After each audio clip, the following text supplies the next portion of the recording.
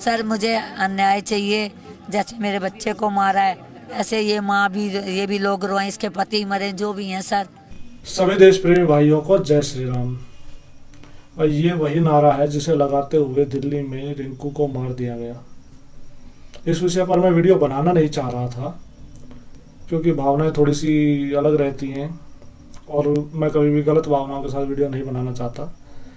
लेकिन जिस तरह से सोशल मीडिया में माहौल बनाया जा रहा है, सुबह सुबह मुझे कोई परिचित बताते हैं कि ये तो बदमाश था उस इलाके का, फेसबुक पे पढ़ा उन्होंने, मतलब ऐसे कुछ भी झूठ फैलाए जा रहे हैं। ये कहा जा रहा है तो बर्थडे पार्टी में झगड़ा हो गया, उसके ऊपर मारा गया था, कोई इसका धर्म से लेना देना नहीं है। तो इन सब वजह से आखिर मेरे ये बनाना पड़ा कि एक आदमी की मौत हुई है, उसको मारा गया है, कम से कम उसको चैन से, मतलब एक सम्मानित मृत्यु तो रहने दो, उसकी मृत्यु के ऊपर भी इन गिद्धों को आकर अपनी रोटियां सेकनी है। बहुत ही घटिया लोग हैं। कम से कम चुप रह लो अगर तुम कुछ अच्छा नहीं बोल सकते, लेकिन नहीं छोड़ेंगे। ये वो गिद्ध हैं जो आपकी बोटियां तक नोच के खा जाते हैं। विषय पर बात करें तो रिंकू की माता जी का ये बयान जो जी न्यूज वालों को उन्होंने दिया है, उससे स्पष्ट कोई कुछ नहीं बता सकता। एक छोटी सी क्लिपिंग आपको अभी सुना रहा हूँ, बाकी वीडियो नहीं, मैं ये जानना चाह रहा हूँ जिन्होंने हत्या की है उनके परिवार वालों को भी खून दिया था रिंकू ने? रिंकू ने, उसके भाई की बीवी की डिलीवरी होने वाली थी सर, वो मरने वाली हो रही, कहीं से ब्लड नहीं मिला। रिंकू ने कहा मैं हूँ भैया, मुझे ले चल, 2 बोतल खून दे के आया। अभी कोरोना हुआ, उसका भाई को कोई नहीं ले रहा था सर, बालाजी में भर्ती करवाया, अपना ब्लड दिया, उसके बाद प्लेटलेट लेके दिए बदले में। इनका इतना करा इन्होंने। ये कितने महीने पुरानी बात है ये? अभी कोरोना नहीं चल रहा था बेटा। अच्छा, उसी दौरान। हाँ, उनके बच्चों ने भी मारा रिंकू को, जिसके बाप को बचाया अभी कोरोना में। मैं लास्ट में डाल दूंगा, आप देख लेना। रिंकू इस इलाके का वो लड़का था जो कि सबकी मदद कर रहा था। एक जो कि तथाकथित मुस्लिम परिवार है जिस पर कि आरोप है ये कि उन लोगों ने हत्या की है, उन लोगों का भी परिवार वाले खुद बता रहे हैं कि उनके घर की औरत डिलीवरी के समय परेशान थी, उसको खून चाहिए था, कहीं से खून नहीं मिल रहा था, तो रिंकू जाकर 2 बोतल खून दे के आया है।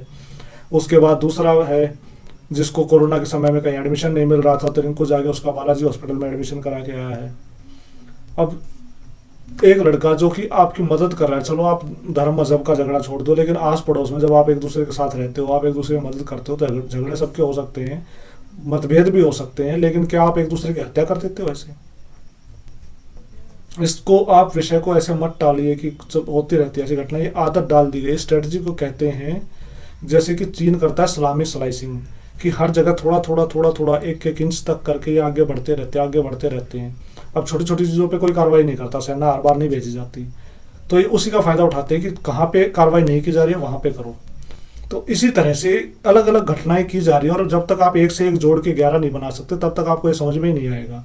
एक घटना फरीदाबाद में एक लड़की को गोली मार दी गई, दिल्ली में थोड़े दिन पहले ध्रुव त्यागी जी को मारा गया था, अभी यूपी में बुलंदशहर में एक लड़के को मार दिया गया, अब दिल्ली में ये मार दिया गया है, पालघर में साधुओं को मारा जाता है। तो इतना बड़ा देश है, ये खबरें दबा दी जाती हैं, एक एक खबर कहीं कहीं आती है, हम लोग उस पर गुस्सा करते हैं, सबके खून में उबाल आता है, फिर वो बात हो जाती है। आप ये समझिए कि कितनी आदत हो गई है कि बस कोई बात नहीं, एक आदमी मर गया, कुछ मत बोलो उसके ऊपर, लोग नाराज हो जाएंगे, तुम्हारे पीछे पड़ जाएंगे। मुझे भी घर वाले कहते हैं कि तुम इस तरह की वीडियो मत बनाओ। मैं तो कोई हिंसा की बात ही नहीं करता कभी। आपने कभी भी देखा होगा मेरे वीडियोस में कभी कोई हिंसा की बात नहीं होती। लेकिन अब इस लड़के ने भी कुछ नहीं किया था, मैंने उनको यही कहा कि लड़का तो कोई वीडियो नहीं बनाता था, ये लड़का तो सिर्फ गली में खड़ा होकर किसी को जय श्री राम कह रहा था, जैसे कि इसकी माताजी बता रही कि किसी को बोल रहा था, ये दूसरा कोई दोस्त दूसरी तरफ होगा, और वो उस समय पे मुस्लिम परिवार के घर के सामने था, तो उनके ऊपर से उसके औरत ने झगड़ा करना शुरू कर दिया, तुम हमारे घर के आगे जय श्री राम क्यों बोल रहे हो। हालांकि चलो ये बात गलत हो सकती है, हो सकता है उनको गलत फहमी हुई हो या लड़के ने गलती करी हो, लेकिन क्या ये आप इसके ऊपर किसी को जान से मार दोगे? आप समझ के देखिए कि लोगों को कितनी जबरदस्त गलत फहमियां हैं कि भगवान ने उनको अपना धरती पर एजेंट बना रखा है कि हर आदमी कौन क्या बोलेगा, कैसे बोलेगा, क्या करेगा, हर किसी पे उनका राज चलेगा।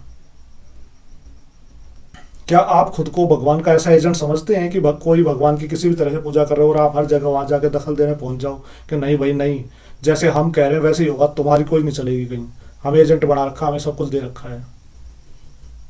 इसको धर्म मजहब से खाली मत जोड़िए, आप इसको ऐसे समझिए कि ये कुछ ऐसे लोग हैं, कुछ ये शरारती तत्व हैं या अपराधी तत्व हैं जो कि किसी समाज में रहने लायक हैं ही नहीं। जो लोग समाज के नियम के हिसाब से समाज में नहीं रह सकते वो समाज में रहने लायक हैं ही नहीं।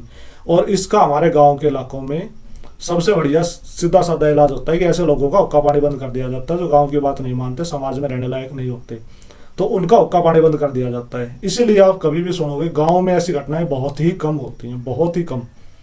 जहाँ पे हिंदुओं की संख्या बहुत ही ज़्यादा कम है तो वो उनकी तो कोई सहायता करने वाला वहाँ पर होता ही नहीं है। लेकिन आमतौर पर जहाँ पे जनसंख्या अनुपात ठीक ठाक हुई है वहाँ पर ऐसी घटनाएं कभी नहीं होगी, क्योंकि गांव का माहौल एक होता है, पंचायत एक संगठन की तरह काम करती है, सारे गांव वाले एक साथ मिलकर काम करते हैं। शहरों में इस तरह का कोई व्यवस्था होती ही नहीं है। तो अब ऐसे अराजक तत्वों के लिए एक ही समाधान है सिर्फ, जैसे कि म्यांमार में किया गया था। वीरथुन जी ने यही कहा था कि आप कितने भी प्रेम के भरे हुए हो सकते हो, आप सारी दुनिया से प्रेम कर सकते हो, लेकिन आप एक पागल कुत्ते के साथ एक कमरे में तो नहीं सो सकते। तो इसी वजह से जो अपराधी तत्व हैं, जो अराजकता फैलाना चाहते हैं, जो समाज में लोगों के साथ मिलकर नहीं रह सकते, उनका सामाजिक बहिष्कार किया जाना बहुत ही जरूरी है। और उसके लिए आपको कुछ करने की जरूरत नहीं, कोई हिंसा नहीं करनी है, आप सिर्फ उनसे दूर रहो, उनसे कोई लेन देन मत रखो, उनसे कोई काम मत करो, आप सिर्फ उनका बहिष्कार करो, उनसे दूर रहो। आपको किसी से झगड़ा नहीं करना। मैं कभी किसी तरह की हिंसा का समर्थन नहीं करता, क्योंकि ये काम करने के लिए हमारे पास पुलिस कानून है और जिससे अभी हमें थोड़ी बहुत आशाएं भी हैं। और मेरी उन लोगों से भी बहुत बुरी शिकायत है जो लोग इसमें केजरीवाल को घसीट रहे हैं कि केजरीवाल के होते दिल्ली में ये कुछ हो रहा है। तो केजरीवाल की पहली बात तो ये है कि केजरीवाल में दिल्ली के पास पुलिस नहीं है। केजरीवाल पुलिस जो है वो केंद्र सरकार के अंडर आती है। तो आप ये सवाल उठाइए अमित शाह जी से, उनसे सवाल पूछिए कि उनके राज्य में यहाँ पर क्या हो रहा है, कैसे लोगों को सरेआम मारा जा रहा है और उनके अपराधी फिर भी बचे हुए हैं, कैसे उसके बाद भी सारे न्यूज़ चैनल में, फेसबुक पर हर जगह झूठ फैलाया जा रहा है। उसको रोकना उनकी जिम्मेदारी है। ये बात कही जा रही है कि इस गली में सिर्फ एक ही केजरीवाल का पोस्टर लगा हुआ था और वो भी सिर्फ जो कातिल परिवार है उसके घर पर लगा हुआ था और किसी के घर पर नहीं लगा हुआ था, लेकिन वो अलग बात है। आप ये क्यों नहीं स्वीकार कर सकते कि जो वामपंथी लोग हैं जो और उनके पत्रकार हैं वो सब आपके घोषित दुश्मन हैं। यहाँ कोई बातचीत करने वाली वैचारिक मतभेद वाली चीजें नहीं है, वो तो आपके घोषित दुश्मन है। अगर आप ऐसा समझना चाहते हो कि भाई केजरीवाल करवा रहा है तो केजरीवाल तो करवा रहा है, मैं नहीं कह रहा हूँ कि केजरीवाल कर रहा है, लेकिन अगर आप ऐसा मानते हो कि भाई केजरीवाल इन चीजों को समर्थन दे रहा है तो वो तो दे रहा है, उसका काम है। आपका काम है अपनी सुरक्षा देखना। आप देखो ना आपको क्या करना है। अब गांव की तरह यहाँ पे पंचायत नहीं है, शहरों में ऐसा नहीं हो सकता, तो कम से कम जो आप कर सकते हो सबसे आसान काम, पूर्ण सामाजिक बहिष्कार करो। आपको क्यों जरूरत है, आप क्यों मरे जा रहे हो, क्यों आप बहिष्कार नहीं कर सकते? ये जो मौलवी हैं इसने सबसे आसान चीज समझाई है, इससे साफ शब्दों में कोई नहीं समझा सकता। और जो नहीं समझ रहे ना वो तो मरने के ही लायक हैं, उनका कुछ नहीं किया जा सकता। अगर काफिरों से ताल्लुक जरूरी भी है ना तो बस इतना ही है जैसे लैट्रीन के अंदर जाना मजबूरी है।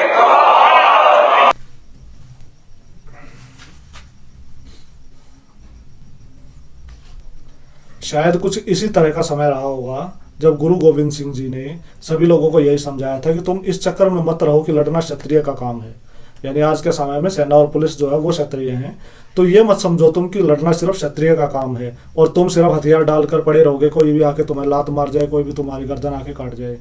उन्होंने सभी को ये कहा था कि तुम सम्मान से क्षत्रिय वाला जीवन जियो, अपने केश बढ़ाओ, सिर पर पगड़ी लगाओ और शस्त्र धारण करो, क्षत्रिय का जीवन जियो, चाहे तुम्हारा जन्म किसी भी जाति में हुआ, कैसे भी हुआ है। शायद वो इसी तरह का समय रहा होगा जब पंजाब में उन्हें खालसा पंथ बनाना पड़ा था। इस अव्यवस्था को ठीक करने की जिम्मेदारी समाज पर ही आती है और सामाजिक तरीकों से इसे ठीक किया जा सकता है। और अगर ठीक नहीं किया गया तो आगे जाके उसमें घनघोर हिंसा होगी और जिसमें हम सब ही शिकार होंगे। हिंसा में किसी का फायदा नहीं होता, नुकसान सभी का होता है, चाहे कोई भी जीते कोई भी हारे, लेकिन नुकसान सबका होता है। तो उस समस्या से बचने के लिए सबसे आसान तरीका यही है कि जो भी अराजक तत्व हैं उनका सामाजिक बहिष्कार किया जाए, ना उनसे कोई काम करें, ना उनको नौकरी पर रखा जाए। जो लोग समाज में नहीं रह सकते, जैसे कि ये औरत है, इसे गाना जैसी एक सम्मानित कंपनी में काम कर रही है, लेकिन इसे तमीज नहीं है कि समाज में कैसे रहा जाता है। इसको आप मजहब से भी मत जोड़िए।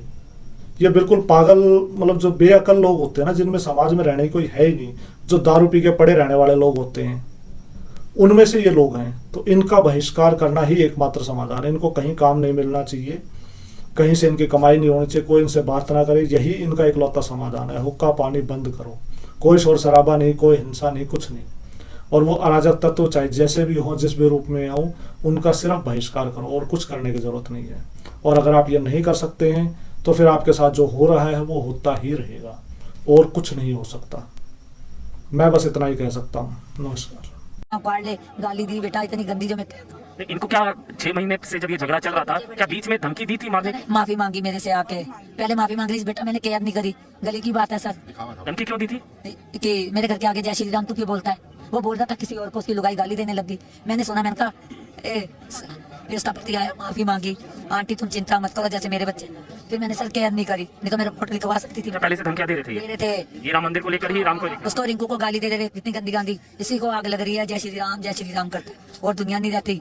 वो कह रहा भाभी मैं तुझे नहीं कह रहा, रिंकू ने कहा ये तो हमारा पाठ है और ये जय श्री राम करता मेरा बच्चा गया। बाहर ये कहा जा रहा है, जब मैं यहाँ पर भी आ रहा था तो यही कहा जा रहा है कि यह तो मामला ही खत्म। भाई पुलिस तो कह रही है कि ये तो मामला ही नहीं है राम वाला, पुलिस तो ये कह रही है। पुलिस को पैसा खिलाया सर उन्होंने, मैं गरीब औरत, मेरे पति का काम नहीं है सर, हार्ट की पेशेंट हूँ, मैं जॉब करती थी, रिंकू ने छुड़वा दी। वो कह रहे हैं कि बर्थडे पार्टी में रेस्टोरेंट खरीदने को लेकर कोई झगड़ा था। मेरा सर, मेरे पास पैसे राम के ऊपर है, राम के ऊपर है बेटा, मेरे पास पैसे।